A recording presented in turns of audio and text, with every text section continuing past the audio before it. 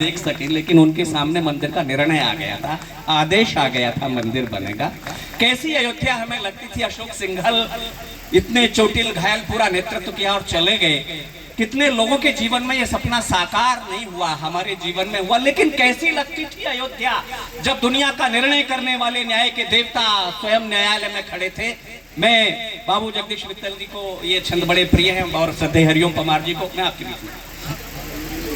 दिन के बिन जैसे सरोज लगे। आज शरद पूर्णिमा है, महर्षि वाल्मीकि का प्रकटोत्सव है आज, जिन्होंने राम के चरित्र को लोक को पहले बताया, सबसे पहले बताया कि दिन के बिन जैसे। आज मैं यहाँ से पढ़ रहा हूँ, यहाँ से नहीं, और ये कविता भी यहाँ से निकली हुई है, तो मुझे वो मन दे करके ही सुन लेना।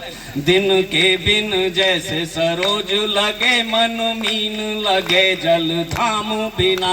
जैसे चंदू बिना लगती रजनी, श्रम व्यर्थ लगे परिणाम बिना। जैसे चंदू बिना लगती रजनी, श्रम व्यर्थ लगे परिणाम बिना। जैसे चंदन गंध सुगंध बिना, जैसे चंदन गंध सुगंध बिना पे जान अधूरी जो नाम बिना। जैसे प्राण बिना मृत देह लगे, लगती थी अयोध्या यूं राम बिना। जैसे प्राण बिना मृत देह लगे, लगती थी अयोध्या यूं राम बिना। जैसे प्राण बिना मृत देह लगे, लगती थी अयोध्या यूं राम बिना। लोगों ने कहा कि महर्षि वाल्मीकि का मंदिर, ये भगवान राम का मंदिर बन रहा है, तो महर्षि वाल्मीकि की प्रतिमा इसमें जरूर स्थापित हो। मैंने कहा आप ऐसा सोच भी कैसे सकते हो कि भगवान राम का मंदिर बने और उसमें महर्षि वाल्मीकि की प्रतिमा ना हो। क्योंकि ये कथानक ही लोक को वाल्मीकि ने दिया, यदि वो नहीं होते तो क्या क्या नहीं होता। आज उनकी जयंती है महर्षि वाल्मीकि की। मैं 4 पंक्तियां उन्हें सौंपता हूं कि वनों में निर्वासित जानकी को वह आश्रम धाम नहीं मिलते। वनों में निर्वासित जानकी को वह आश्रम धाम नहीं मिलते। लव और कुश दीक्षा बिना रहते, सुख में परिणाम नहीं मिलते। रामायण ग्रंथ नहीं मिलता, रामायण ग्रंथ नहीं मिलता। नव छंद ललाम नहीं मिलते, नहीं आदि कवि जग को मिलते।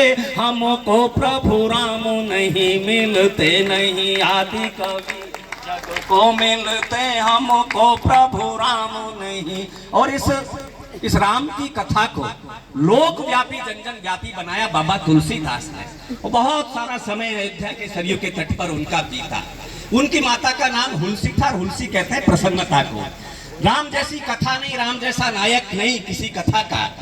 मैं 4 पंक्तियां पढ़ता हूं। नहीं राम कथा सी कथा जग में, नहीं पुण्य प्रथा रघु के कुल सी। हजारों वर्ष हो गए, लाखों वर्ष हो गए, अब भी रामलीलाएं होती हैं शहर शहर गांव गांव। नहीं राम कथा सी कथा जग में, नहीं पुण्य प्रथा रघु के कुल। तालियां बजाए तो फिर सामूहिक बजाते रहे रिदम में।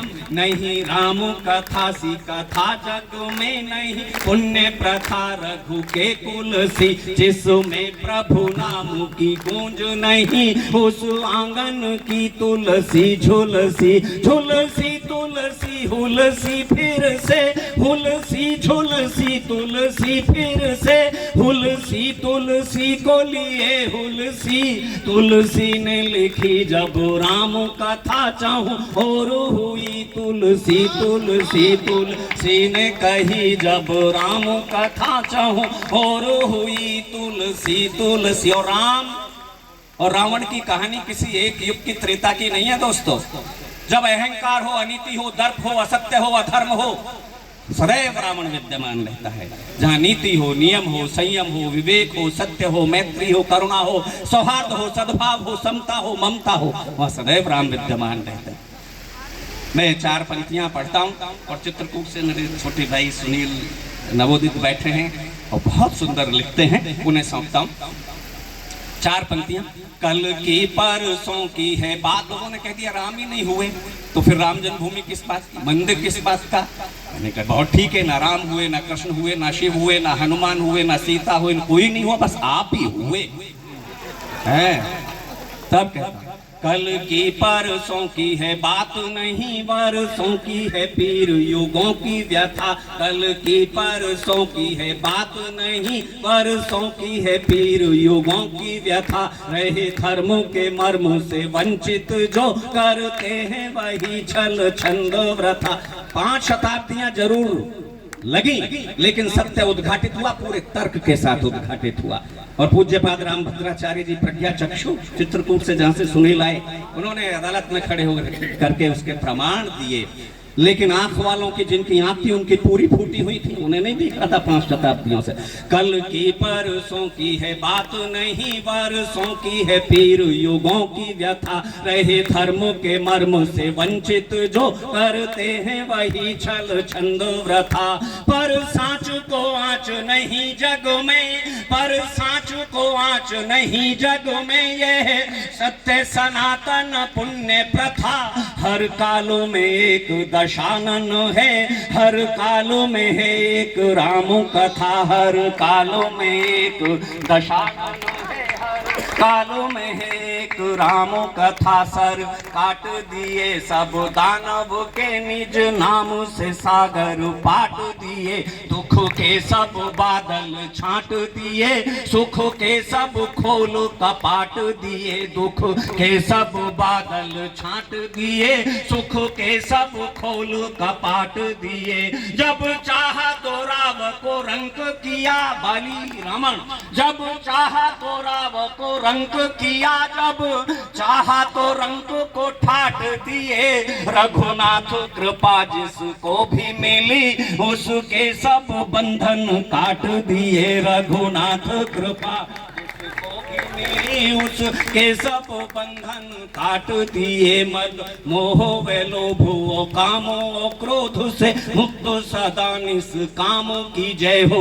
अनादि अनंत अखंड असीम अभेद अभय अभिराम की जय हो। जिस पे प्रभु ने अवतार लिया, अवतार लिया जिस पे प्रभु ने, इस पुण्य अयोध्या के धाम की जय हो। चाहा तो स्वयं ही छांट दिया, अंधियारा खना श्री राम की जय हो। चाहा तो स्वयं ही छांट दिया, अंधियारा खना श्री राम की जय हो। चाहा तो स्वयं ही छांट दिया, अंधियारा घना श्री राम की जय हो। और मैं सोचता हूँ, ये रंजन को बस 4 छंद पढ़ करके मैं बैठूंगा।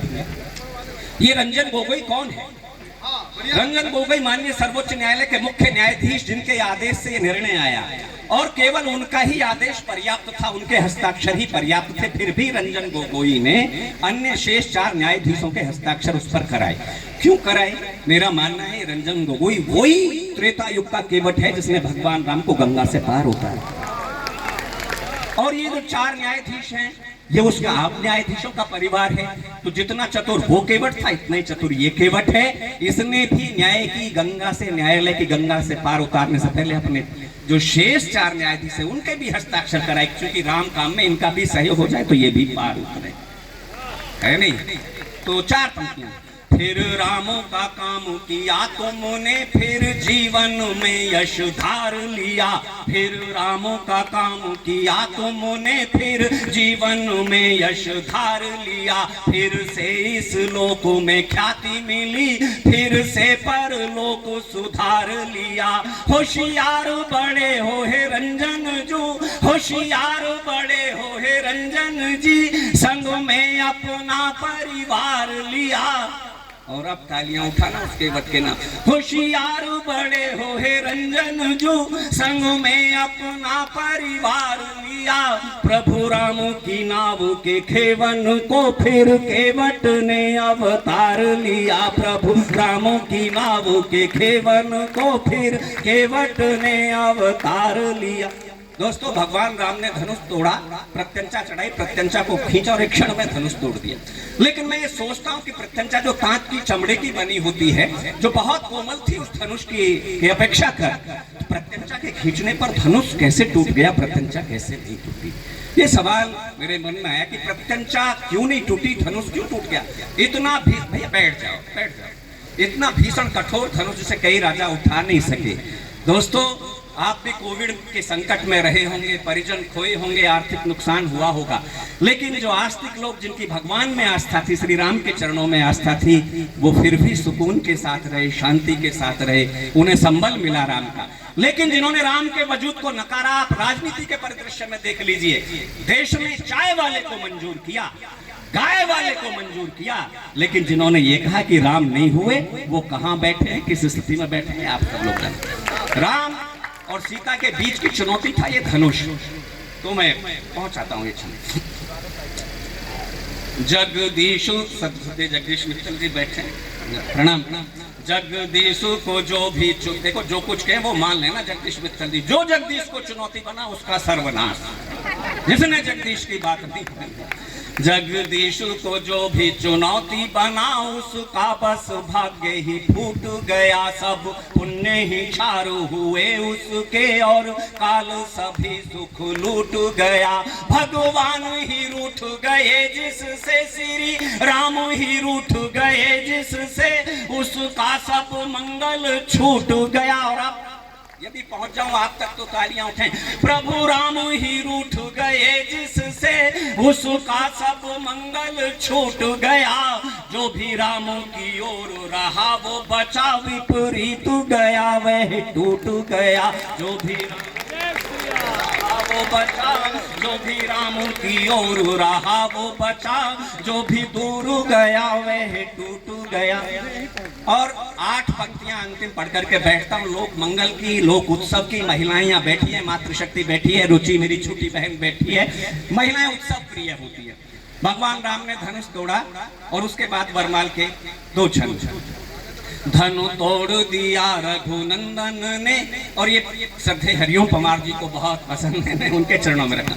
धनु तोड़ दिया रघुनंदन ने, सिए हाथ लिए वरमाल बढ़ी। होता क्या है, विवाह पर जो छोटे भाई बहन होते हैं दूल्हे के, और वो चढ़ा देते हैं कि आज झुक गया तो सारी जिंदगी झुकना पड़ेगा, क्योंकि ढर्राई जी ऐसी हुई थी, नहीं हुई थी बात, तो तन के खड़ा हो जाता है दूल्हा शादी में।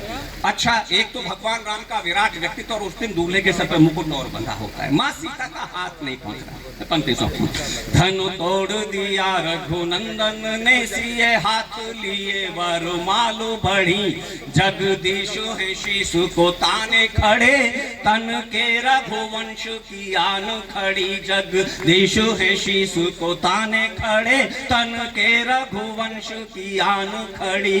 उचकी झिझकी कई बार सिया, झिझकी उचकी कई बार सिया, नहीं राम झुके नहीं माल पड़ी। सिय सोच रही दुविधा में खड़ी, रघुनाथ झुके बस एक घड़ी। सिय सोच रही दुविधा में खड़ी, रघुनाथ बस एक घड़ी। और लक्ष्मण और शत्रुघ्न को लगा, भरत तो ऐसे नहीं थे कि भाई मामला गड़बड़ कर दिया, और भाभी का ही पक्ष लेते हैं देवर, तो समाधान निकाला। अब बोले, अब उन्हें भाई साहब से कहें जी अब झुक जाओ, तो कहेंगे कहा तुमने तो खड़ा किया ये इस तरह से मुझे, तो अब इनसे कह नहीं सकते। समाधान क्या निकाला, वो समाधान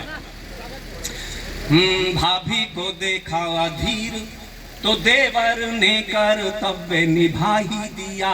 यह संकट का घन टालने को सब बुद्धि विवेक लगा ही दिया। प्रभु के चरणों में ही बैठ गए, प्रभु के चरणों में ही बैठ गए। निज मातु का काम बना ही दिया। लघु भ्रातु को नाथ उठाने झुके, सिए ने वरमाल पिना ही दिया। लघु भ्रातु को नाथ उठाने।